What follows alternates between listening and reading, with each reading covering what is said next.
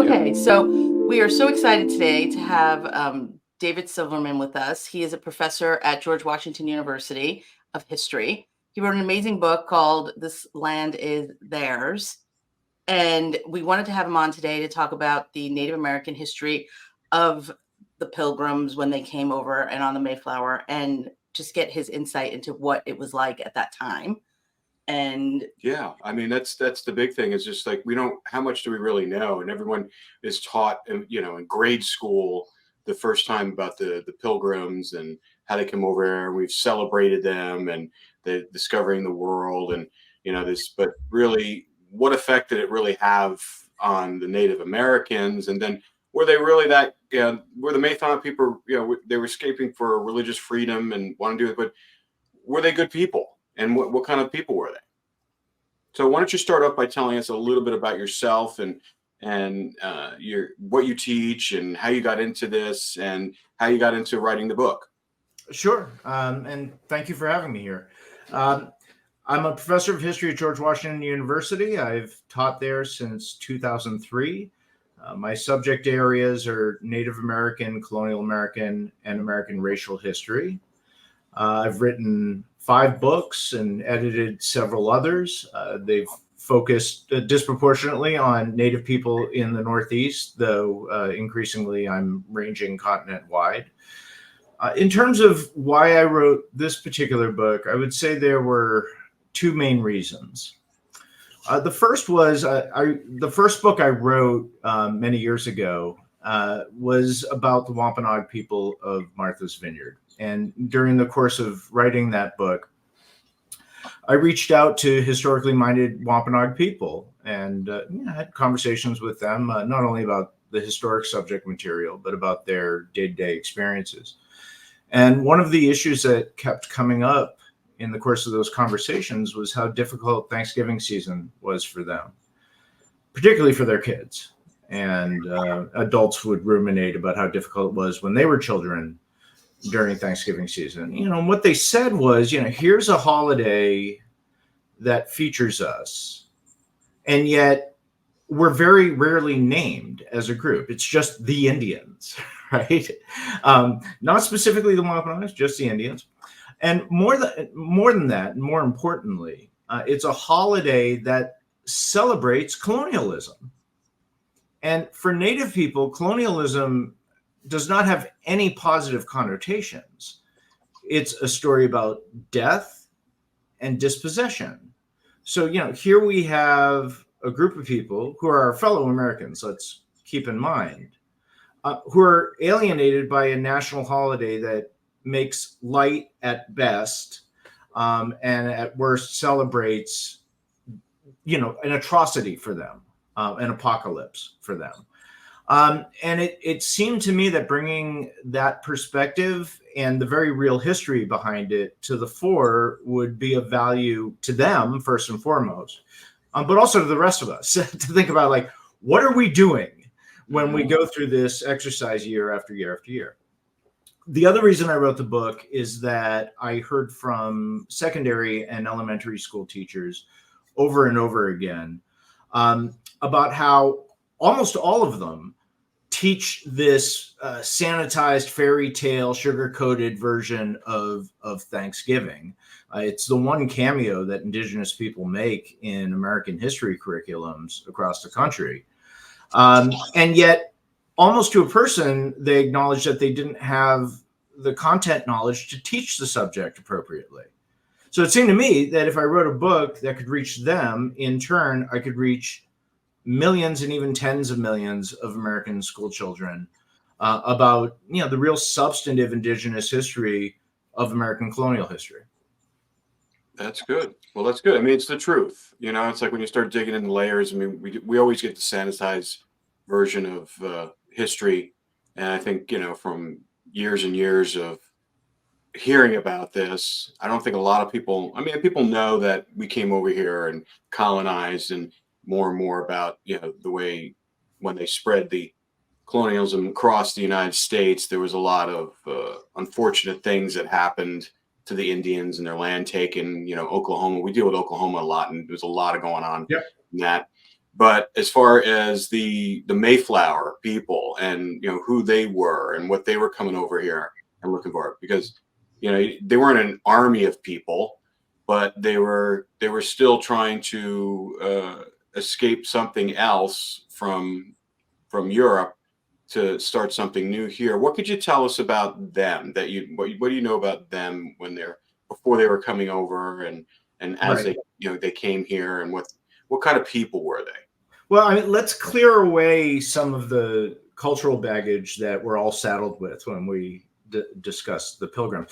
I heard you use the term "we," and I think that's a great place to begin.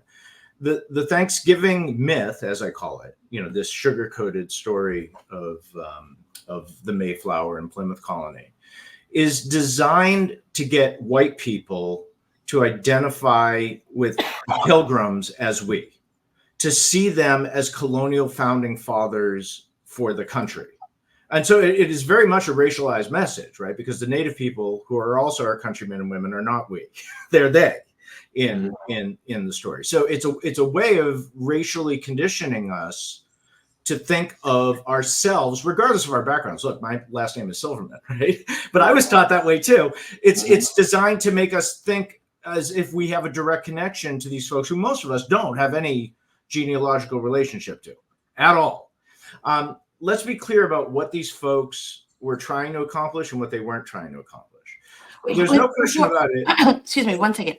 It's interesting what you just said, because a lot of the work that Cindy's been doing is tying certain families of the Mayflower to certain other individuals that we'll discuss later. But everyone's thought is always that we're all genealogically connected to the people from the Mayflower, and that's not true. Most people in this country have no genealogical connection to anyone from the colonial era. Most people in this country came from immigrants who arrived in later centuries. So the notion that English people from the colonial era are we is a way of constructing a national myth. It's not about historical truth. No. And so, let's get to the way we're taught about the importance of these folks. So one is they're supposed to be seen as the progenitors of American religious freedom. I think which most of us, not all of us, but most of us cherish as a national characteristic. There's no question. The Pilgrims are a radical group of Protestants at the edge of the Puritan movement, which is a reform movement within the Church of England during the time. They felt that the Church of England was so corrupt, so full of Catholic elements, that they had to separate from it entirely. So the Puritans are trying to reform the Church of England from within. The Pilgrims are separatists. They have divorced themselves from the Church of England. Well, the king is the Church of England's head. And so, that automatically means that you are out with the English state. So they could not worship freely within England. Originally, they go to the Netherlands to try to find a place of refuge. They decide they don't like life there. And so then they try to find another place where they can set up a religious community and worship as they will. And that place is going to be America, in one of these new colonies. Now, let's be clear. Even though they want religious freedom for themselves, they have no commitment to religious freedom for other people. And what they want to do is set up a religiously intolerant state where their faith is the one true faith. So even if you were a Protestant who disagreed with them, you did not have liberty of conscience within their colony. Never mind if you were if you were Catholic or of some other faith. We also are taught that they're the progenitors of American democracy. Originally, the Mayflower was going to land on the banks of the Hudson River, but they had a difficult time getting around Cape Cod, so they decided to stay in New England. Because they had not originally planned to go to that location, anarchy breaks out. And, some of the servants on the ship say, oh, we don't have to follow the leadership of this venture if we're gonna land there. So they set up an agreement that majority rule will be the order of the day. Let's be clear. It's not as if they invented such an idea. No, England was a functioning democracy at the time. So, the notion that all of America's democratic traditions spring from this moment, I think, is stretching it just a little bit. Yeah. So they're basically, from the way you describe it and the religious intolerance, and they just want to stay with their own group. It almost sounds like a cult they want to set up over here.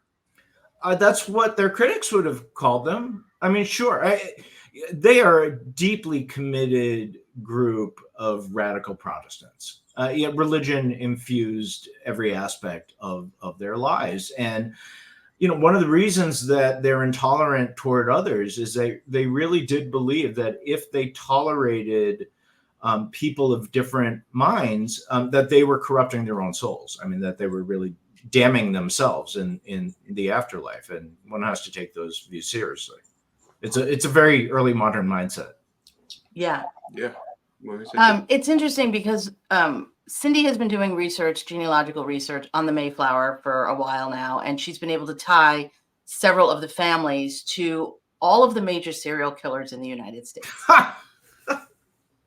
Okay. It's insane. I mean, we were just like, when we started, we're like, what?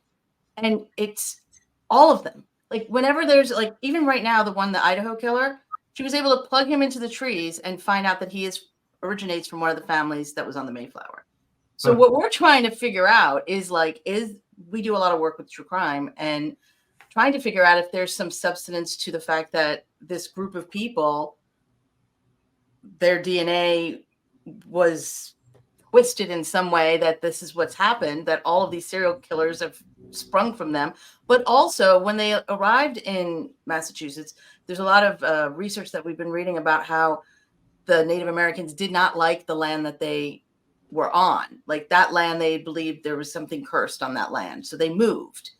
I don't know if that's accurate or not, but that's some of the research that we had found, that some of the land that some of the pilgrims landed on outside of Plymouth, Native Americans moved from.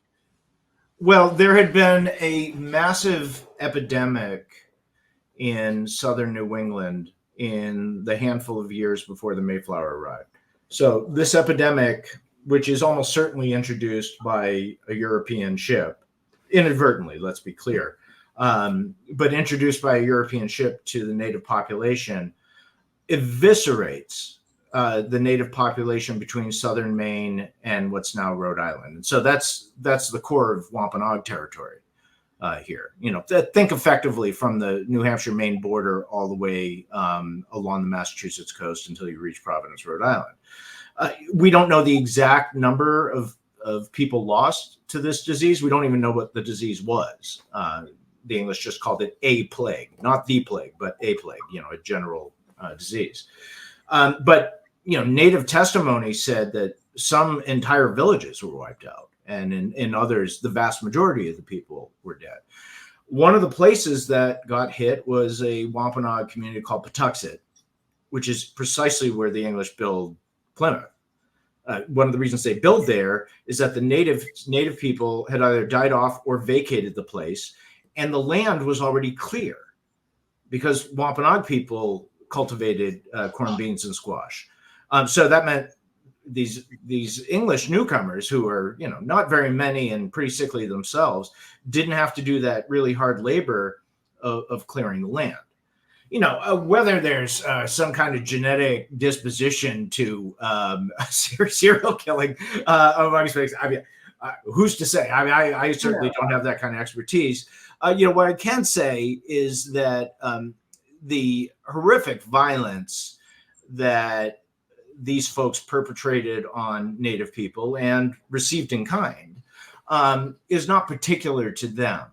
It's a characteristic of colonialism wherever it happens, because colonialism is fundamentally about people from Europe stealing the land of the indigenous people and then murdering them if they won't comply. And so, that's a recipe for nonstop violence. Yeah. And I think what's also interesting is how we're taught from such an early age a totally different story. Why do you think that is? Oh, Americans don't want to confront the bloody history of this country. We can barely even muster the word race without getting half the population in a knot. Never mind genocide. And the fact of the matter is, this was a continent populated by human beings before Europeans arrived. It was not a wilderness. It was not a new world. It was not a virgin land. It was a continent covered with civilizations and millions of people. And those people did not welcome Europeans to come take their country, which is effectively what the Thanksgiving story is all about, people making friends and then the natives just disappear. Well, that is not how it went. Colonialism was and is a very bloody business. And the kind of colonialism that we see in the Americas is designed to replace the indigenous people on the land with settlers who then, use the land for their own. To confront that story means that we have to treat history as a critical view of our own society instead of an exercise that cultivates patriotism. And that's the fundamental debate our society is having right now, is that half the population subscribes to a very old idea. I mean, this is as ancient as human beings, that the point of a history education is to make you proud of your society. Scholars like me don't care whether you're proud or not. That's not the point. Our point is to help you understand a complex past in all of its complexity. Full stop. Yeah, and every civilization on the planet has a tawdry past of violence. Sure. And so it's like, that's why they don't really understand that and embrace it and realize, hey, listen, we started out in the fire, but now we've kind of evolved into something better than it was before. So, but not every country has an intellectual tradition of claiming that God blessed their country to bring democracy, opportunity, and Christianity to the rest of the world. And that's where it's particularly urgent in the United States to challenge this myth making, because what it does is it makes us chauvinistic and jingoistic towards the rest of the world and blinds us to the repair that we have to do in our own society to bring everyone into the mainstream. Yeah.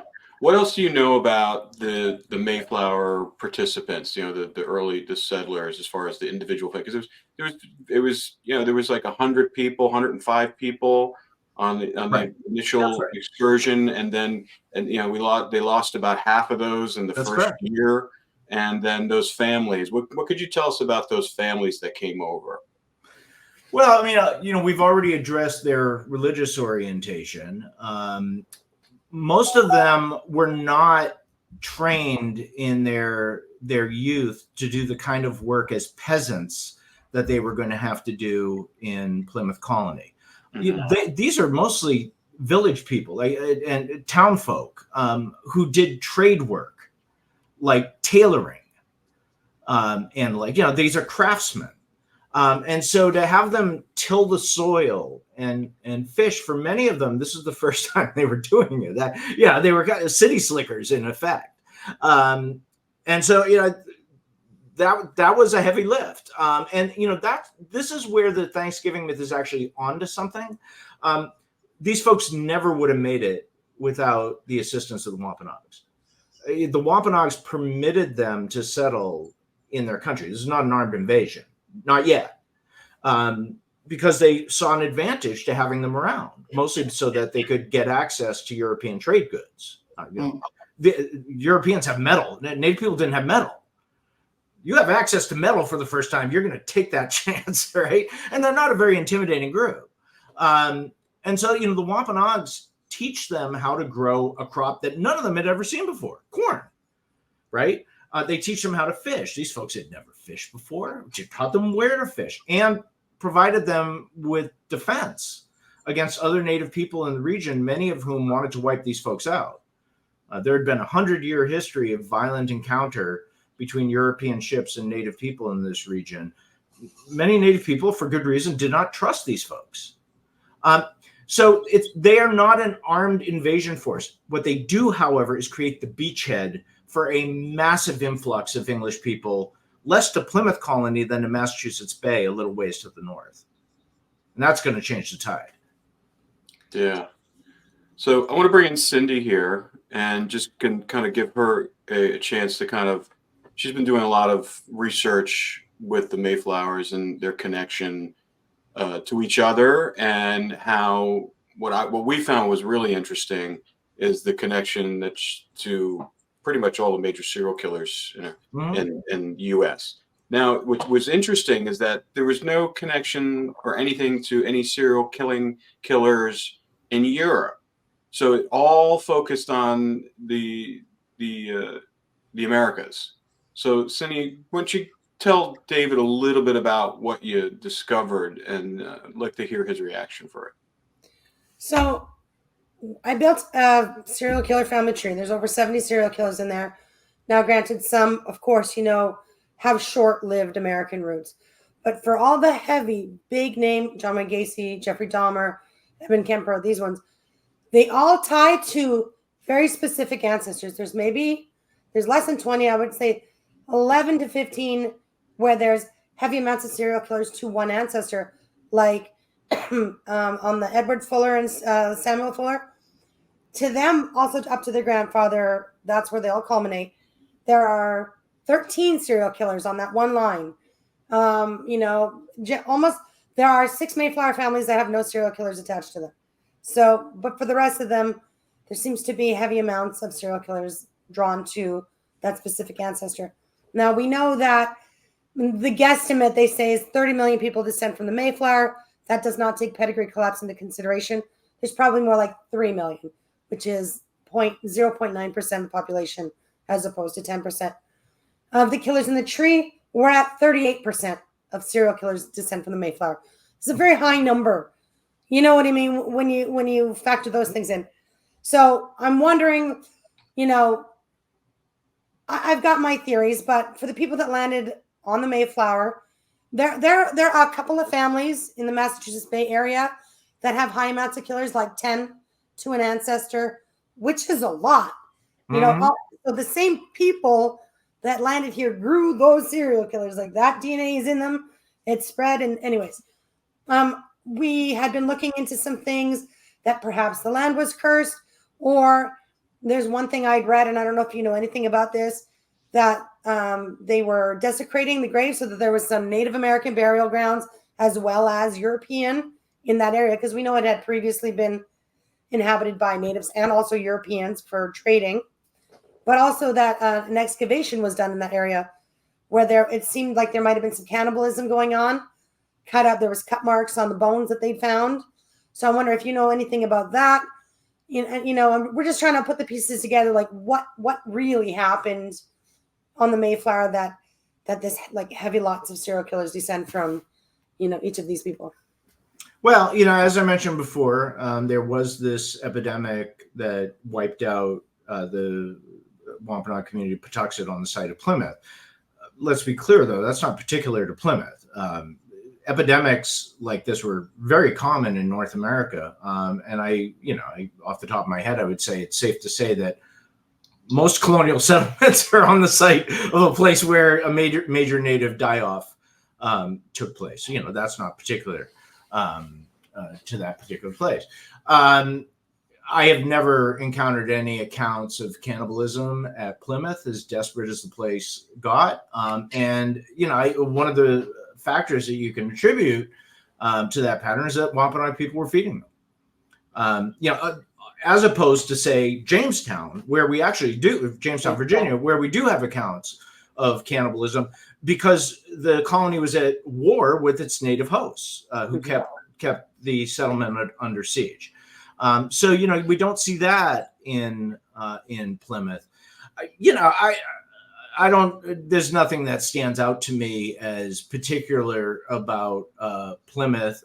Other than these folks are Calvinists, and Calvinists have a lot weighing on their shoulders in the 17th century. But again, there are Calvinists all over English America at the time, so that's not particular to Plymouth. Interesting. Cindy, do you have any other questions for David? No, that was my. That was the main one. I just think it's interesting how the sanitized view of Thanksgiving and the Pilgrims has been through all of our lives.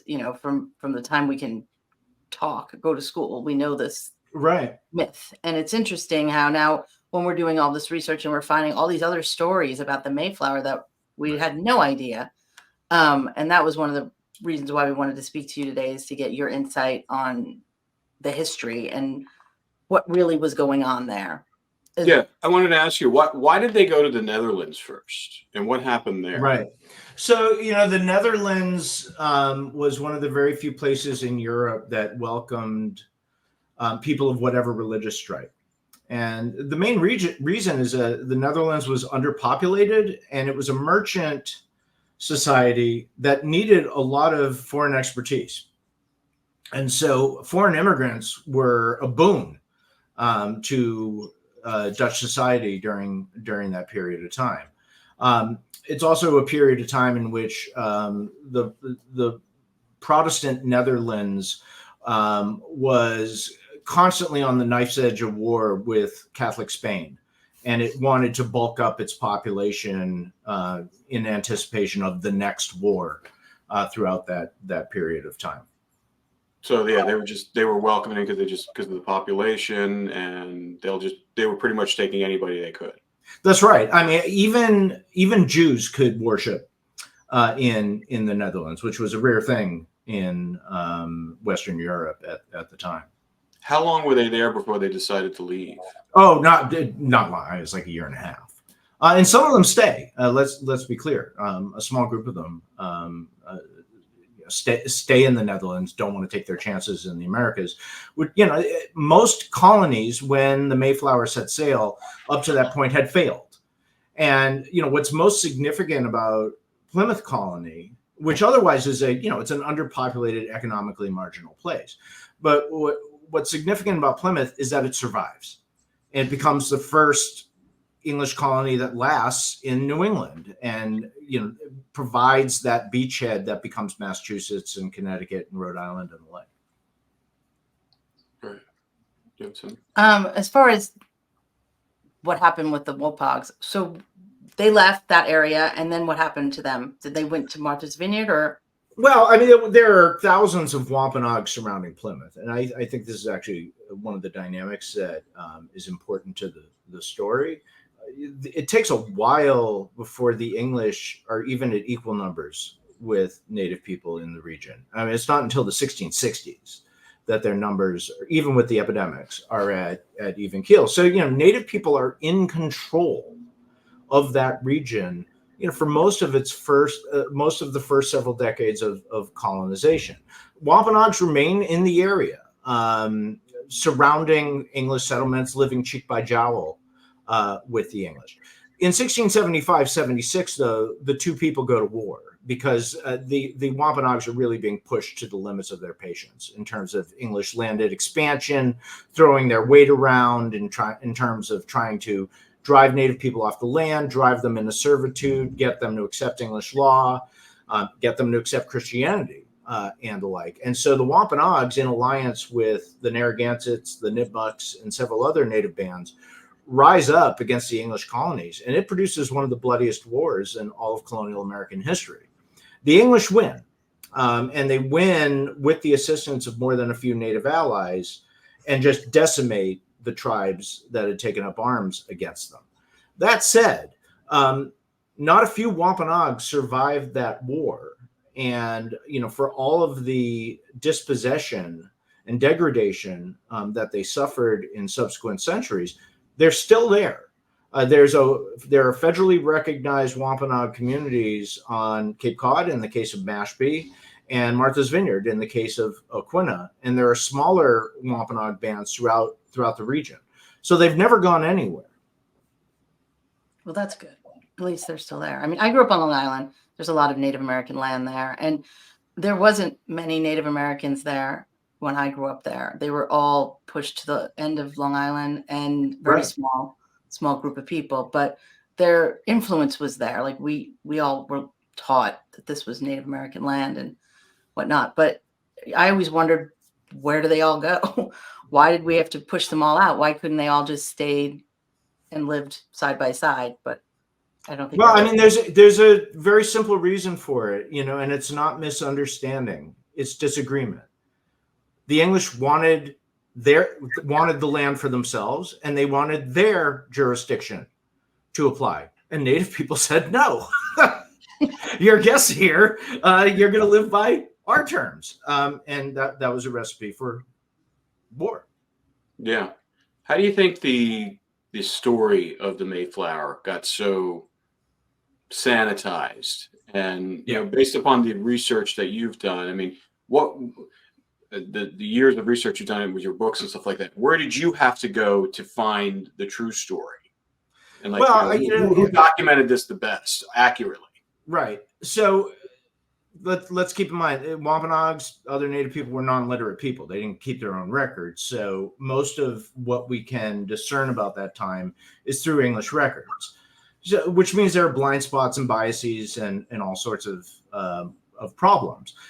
But that said, Native people are everywhere in these documents because they're so important to the English experience that the English simply can't ignore them.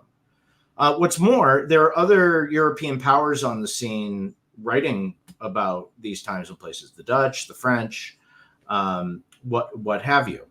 In terms of when this story took hold, I think you might be interested to know that even though Thanksgiving is an English holiday in England, before English colonists began arriving in the Americas, and even though New England colonists celebrate Thanksgiving from the 17th century on, there's no connection between that holiday and the Mayflower story until the late 1800s.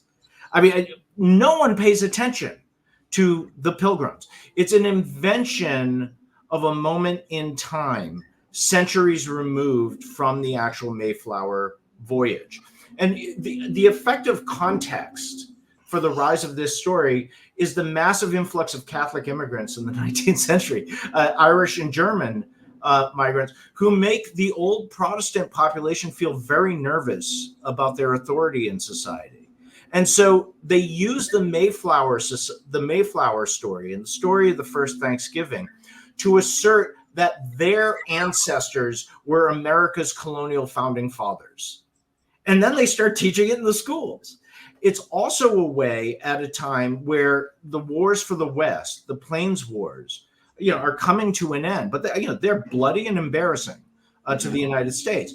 The Mayflower story is a way of replacing that really difficult truth with this fairy tale of Native people and colonists making friends and then Native people getting out of the way. So that, those two factors, Protestant fear of Catholic immigration and a desire to sanitize bloody Indian white relations, is really what it's all about. So were they Protestant under Martin Luther, or were they Lutherans? Were they Methodists? They're not Lutherans. They're dissenters from the Church of England, which is a Calvinist Protestant church, but the Pilgrims are arch Calvinists. I mean, what they're opposed to with the Church of England is that the Church of England has gotten rid of the Pope, but otherwise retained most of the features of the Catholic Church. What they say is, no, we need to purge ourselves of all the features of the Catholic Church. No stained glass, no incense, that sort of thing. Preaching directly from the Bible instead of set prayers. Interesting. I didn't realize that. Yeah, I didn't either. Cindy, did you know that?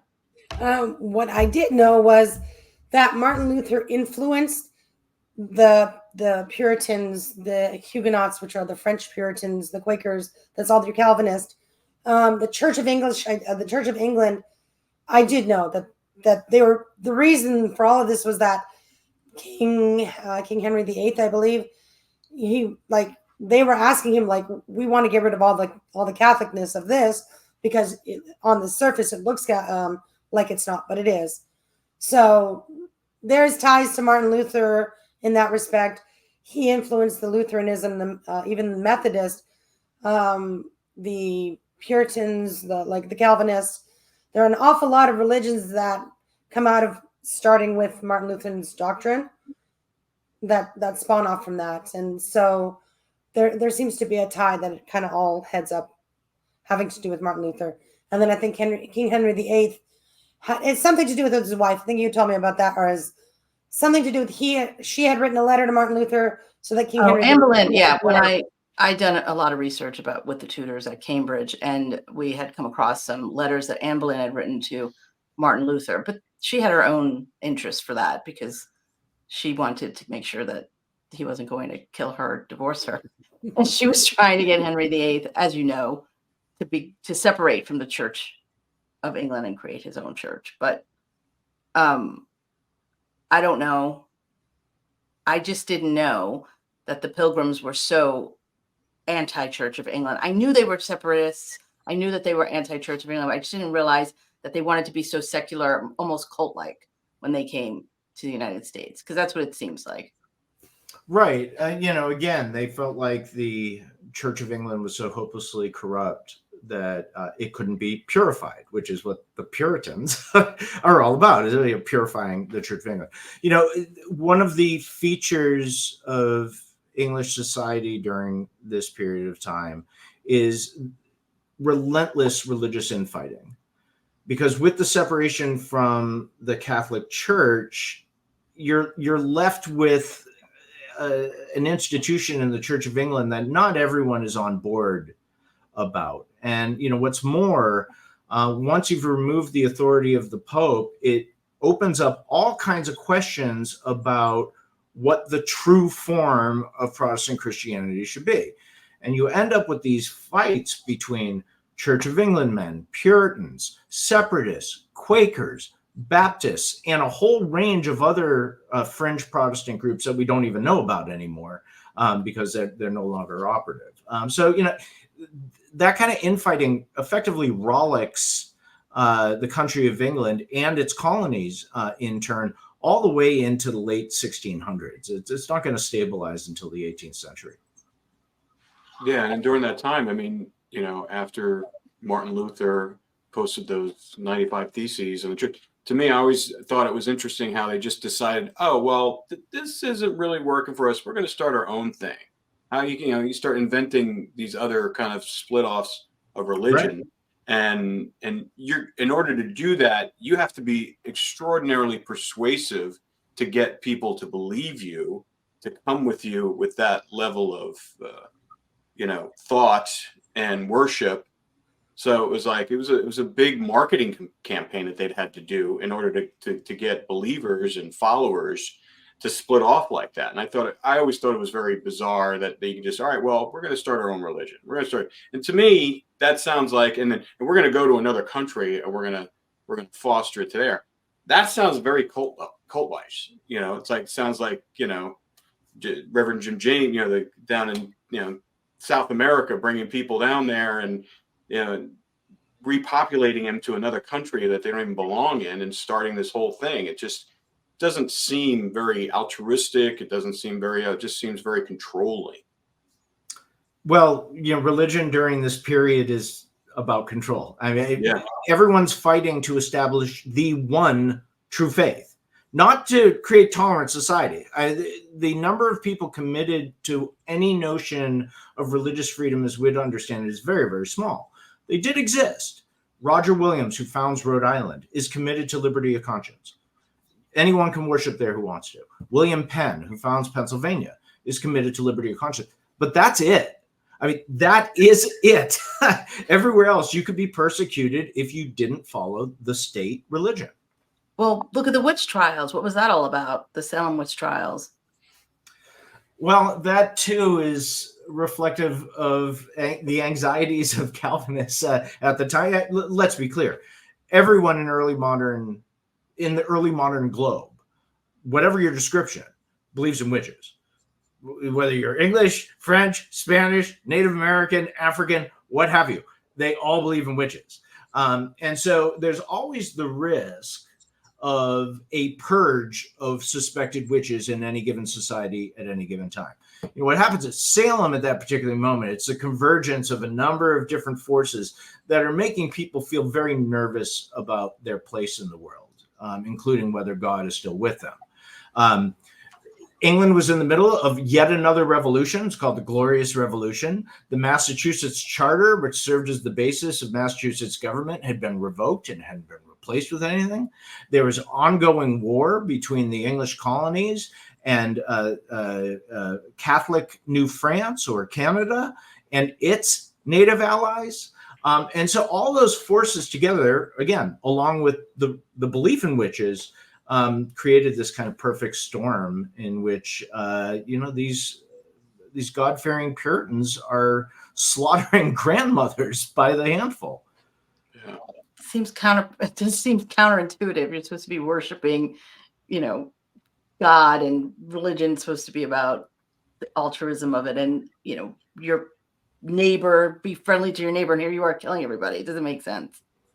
Well, this is a society in which most of the people believed in the active presence of the devil and the need to guard against the devil's place in society. And that devil could take the form of many different kinds of people.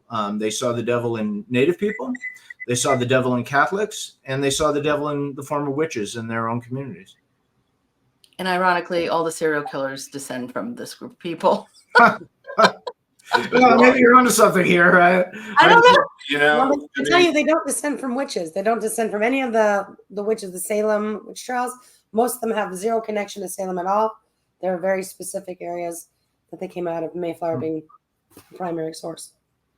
Yeah, we just found it very interesting. And that's why we wanted to get some perspective, some historical perspective on, what they're like and, what their journey was like and why did they form together, and when they got here, what their relationship was with the Indians. Because, we've all heard the sanitized version. We know Right.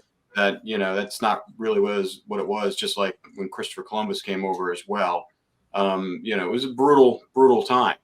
And, That's right. it was take no prisoners. It was taking over land. They were there for a reason, resources, not much unlike what's happening today in certain regions of the world, while we get involved in wars for resources and land. Not so much land anymore, but for resources, and making sure they're on the same page and they're thinking like, not necessarily thinking like us, but at least aligned with us. So I've Right. And, I think it's important to keep in mind here that, along with colonists' quest to engross Native American land, there's another factor too, which contributes to the violence between the groups, which is that early modern Europeans divided the world in two. There are civilized Christians and pagan savages. That's their worldview. And to be a pagan savage in their mind is to be a human being of lesser value than a civilized Christian. And that's the lens they used to view Native people, which meant that when they could, once they gained the upper hand, they treated them with a callousness that no one would tolerate. Do you know anything about the merchant adventurers that recruited the Puritans, for the journey? You know anything about them? Sure. What are you interested in? Well, no, I'm just wondering, because it was a very specific group. Some of the killers descend from one or two of them, but I know that they had the Puritans procured funds from the merchant adventurers, but it was the merchant adventurers who recruited them. So I was like, if you're borrowing money from these people for trade purposes, they are merchants. They funded the trip basically, yes, and then wanted to make money on the fur trade, on the fishing. That's exactly right. Right. I find it odd. Like, why are they recruiting them, and they're the ones who wanted to borrow the money from them? Right. So we're hand select. The sponsors of the Mayflower voyage, like the sponsors of most colonies, are investors who want a return on their investment. Whatever the religious predilections of the colonists are neither here nor there for the investors. The colonists, their purpose in going over is to set up this religiously pure society. For the investors, it's to send over laborers who will return products that they can then profit from. The resources that the investors are targeting early on are furs, above all, beaver pelts, foremost among them, fish, which, as Cape Cod would suggest were abundant in the region, and then whatever minerals they could happen to find. And Europeans are always on the search for gold, especially when they're exploring the American interior. And so you do end up with a constant tension between the colonists, who are really just trying to survive, and their investor friends back in England, who keep saying, why haven't you sent back any shipments of profitable goods? And if they say, we can barely feed ourselves here, give us a break. And what the investors keep writing to them is, if you don't start sending back some profitable resources soon, we're going to pull the plug on this whole thing. And, the fact of the matter is, colonists could not survive in the early years without a constant flow of supplies and reinforcements from Europe. So that was a real danger. So the natives were helping them. They were feeding them. They were teaching them how to do all these things. And they basically, thanks, but now we're going to out you and get rid of you. Right. And native people are also the source of the furs. Of course. European colonists don't go and hunt these animals. Native people do. And then Europeans trade their own goods to native people for the furs, which the Europeans then sell in, back home. Right. So, there's, in every colony, there's a phase. Sometimes it's of shorter duration, sometimes it's of longer duration, in which native people are useful to the colony as military allies, as guides, and especially as fur trade partners. Eventually, though, native people are less of use to the colony than they are obstacles to engrossing land. Once you have enough colonists that they can protect themselves and they want to start expanding their agricultural enterprises, they don't want native people around anymore. Yeah. And of course, let's keep in mind, these are native people's homelands, which they have lived in some cases, for untold numbers of generations. They're not going to just pick up and go. Right. No, it's not. You think that the natives put a curse on them? I'm sure they cursed them daily. Well, I know they still do in some cases. Yeah. So. Definitely. Yeah. Well, thank you so much, David. This has been enlightening and kind of gives it, like I said, we're kind of wading through this because it's all new information for us. So we're trying to figure out how we can connect some of these dots, and hearing what you know about the Mayflower and the Pilgrims and the Indians is just helps us really kind of get a better understanding and see if maybe there is something here, or maybe they're not, but we're still kind of diving into this. But a lot of these connections that Cindy's found up with, because we've been doing true crime for a while now, and we always go back to the history of people and stuff like that and connect. And this is kind of an interesting kind of connection here that we're still trying to kind of flesh out. So we appreciate all your background and your expertise in this matter. Well, thanks for having me. Thanks so much, David. It was lovely to meet you.